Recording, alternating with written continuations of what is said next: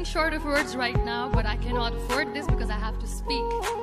Thank you so much for all the love, for all the warmth. Thank you for accepting me. Thank you very much.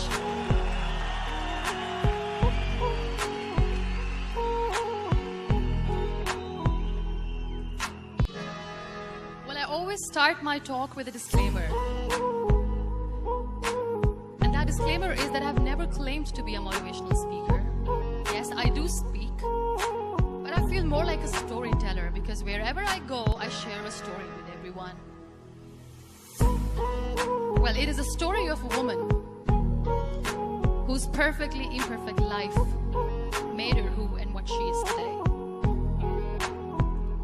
It's the story of a woman who, in pursuit of her dreams and aspirations, made other people realize that if you think that your life is hard and you're giving up on that because you think your life is unfair, think again. Because when you think that way, you are being unfair to your own self. It's the story of a woman who made people realize that sometimes problems are not too big. We are too small because we cannot handle them.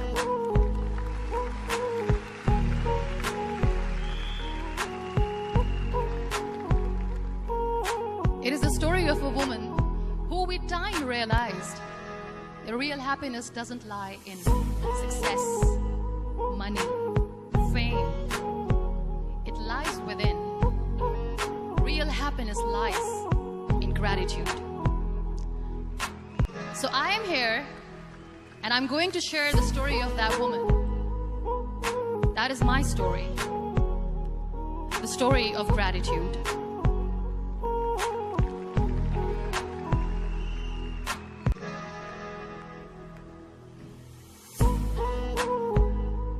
I love you too. I love you all. I believe in the power of words. Many people speak before they think. But I know the value of words. Words can make you, break you, they can heal your soul, they can damage you forever.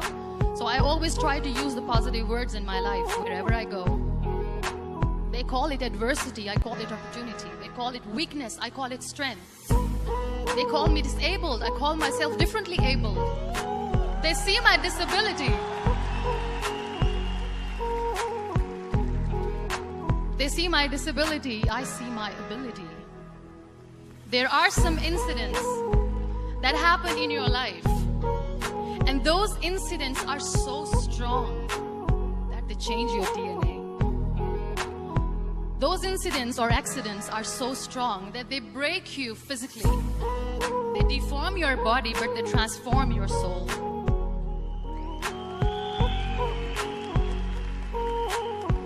Those incidents break you, deform you, but they mold you into the best version of you. And the same thing happened to me. And I'm going to share what exactly happened to me. I was 18 years old when I got married. And this thing I'm sharing for the very first time on an international level. I was 18 years old when I got married. I belonged to a very conservative family, a Baloch family, where good daughters never say no to their parents. My father wanted me to get married. And all I said was, if that makes you happy, I will say yes. And of course, it was never a happy marriage. Just about after 2 years of getting married, about 9 years ago, I met a car accident. Somehow my husband fell asleep and the car fell in the ditch. He managed to jump out, saved himself. I'm happy for him. But I stayed inside the car and I sustained a lot of injuries. The list is a bit long. Don't get scared. I'm perfectly fine now. Radius ulna of my right arm were fractured. The wrist was fractured. Shoulder bone and collarbone were fractured.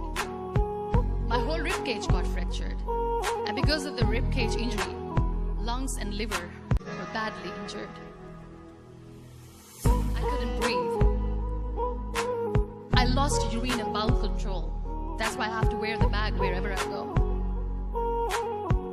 But that injury that changed me and my life completely as a person and my perception towards living my life was the spine injury. 3 vertebrae of my backbone were completely crushed and I got paralyzed for the rest of my life. So this accident took place in a far-flung area in the outskirts of a very small province, Balochistan, where there was no first aid, no hospital, no ambulance. I was in the middle of nowhere in that hobbled car. Many people came to rescue. They gave me CPR. They dragged me out of the car. And while they were dragging me out, I got the complete transection of my spinal cord. And now there was this debate going on. Should we keep it here? She's going to die. Where should we go? There is no ambulance. There was this 4-wheeler Jeep standing in the corner of the street. They said, put her in the back of the Jeep and take her to the hospital, which is 3 hours away from this place. And I still remember that bumpy ride. I was all broken. They threw me at the back of the Jeep and they rushed me to the hospital. That is where I realized that my half body was fractured and half was paralyzed. I finally ended up in a hospital where I stayed for 2.5 months. I underwent multiple surgeries. Doctors have put a lot of titanium in my arm. There's a lot of titanium at my back to fix my back. That's why people in Pakistan call me the Iron Lady of Pakistan.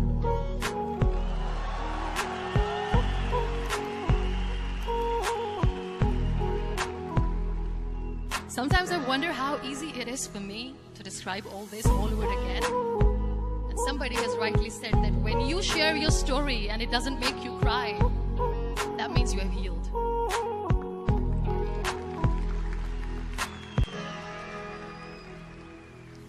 Those 2.5 months in the hospital were dreadful. I will not make up stories just to inspire you. I was at the verge of despair. One day, doctor came to me and he said, well, I heard that you wanted to be an artist, but you ended up being a housewife. I have a bad news for you. You won't be able to paint again because your wrist and your arm are so deformed, you won't be able to hold a pen again. And I stayed quiet. Next day, doctor came to me and said, your spine injury is so bad, you won't be able to walk again. I took a deep breath. I decided it's all right. The next day, doctor came to me and said, because of your spine injury and the fixation that you have in your back, you won't be able to give birth to a child again. That day, I was devastated. I still remember, I asked my mother, why me? And that is where I started to question my existence. Why am I even alive? What's the point of living? I cannot walk, I cannot paint, fine, I cannot be a mother. And we have this thing in our heads, being women, that we are incomplete without having children. I am going to be an incomplete woman for the rest of my life. What's the point? People are scared. They think I will get divorced. What is going to happen to me? Why me? Why am I alive? We all try to chase this tunnel. We all do this because we see light in the end of the tunnel, which keeps us going. My dear friends, in my situation, there was a tunnel that I had to roll on. There was no light. And that is where I realized that the words have the power to heal the soul. My mother said to me, this too shall pass. God has a greater plan for you. I don't know what it is, but He surely has.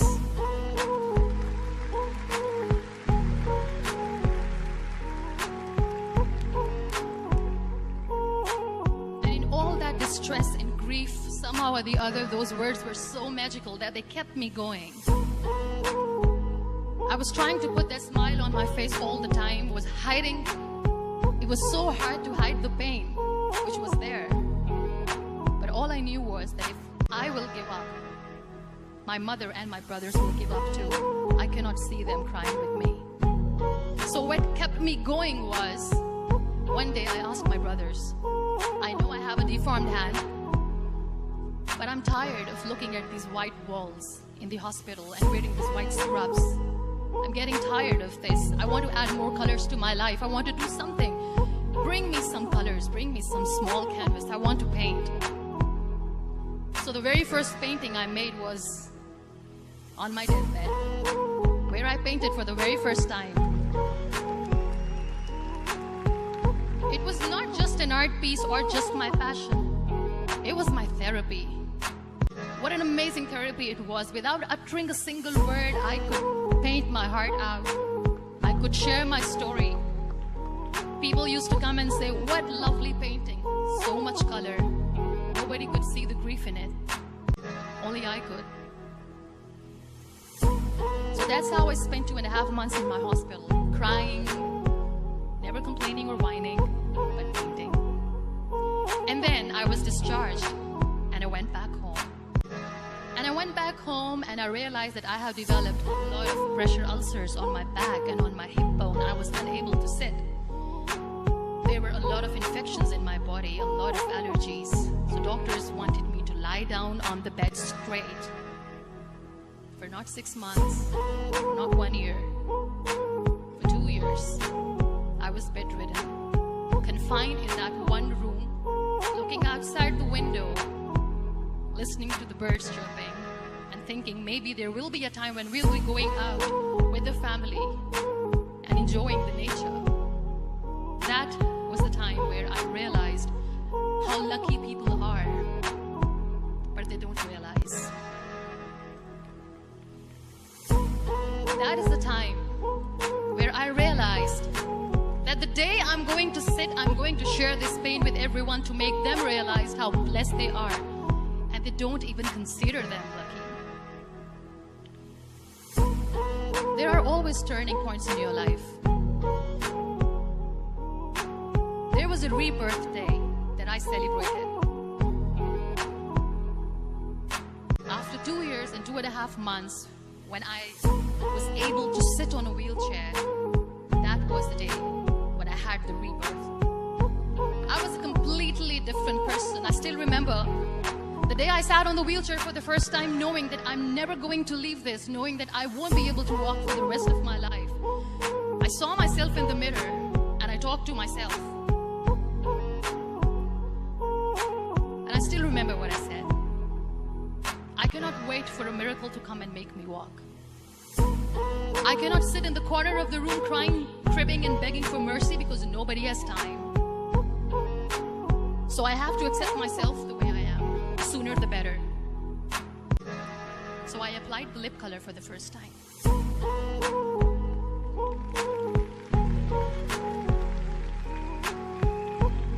And I erased it. And I cried. And I said, what am I doing? A person on a wheelchair should not do this. What will people say? Clean it up. Put it again. This time I put it for myself. Because I wanted to feel perfect from within.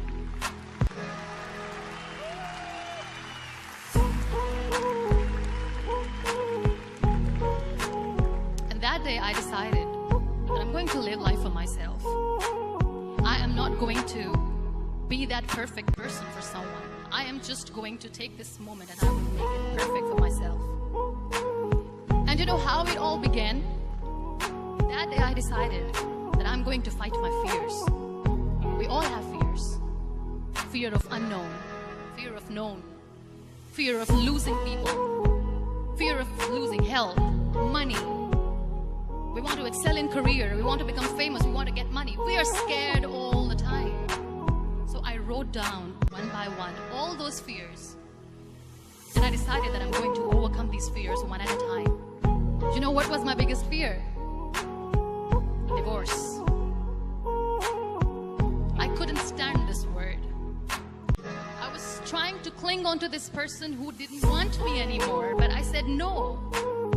I have to make it work. But the day I decided that this is nothing but my fear, I liberated myself by setting him free. And And I made myself emotionally so strong that the day I got the news that he's getting married, I sent him a text that I'm so happy for you and I wish you all the best. And he knows that I pray for him today.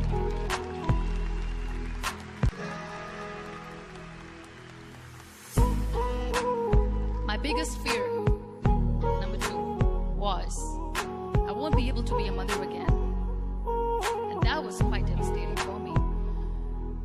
But then I realized there are so many children in the world, all they want is acceptance. So there is no point of crying, just go and adopt one. And that's what I did.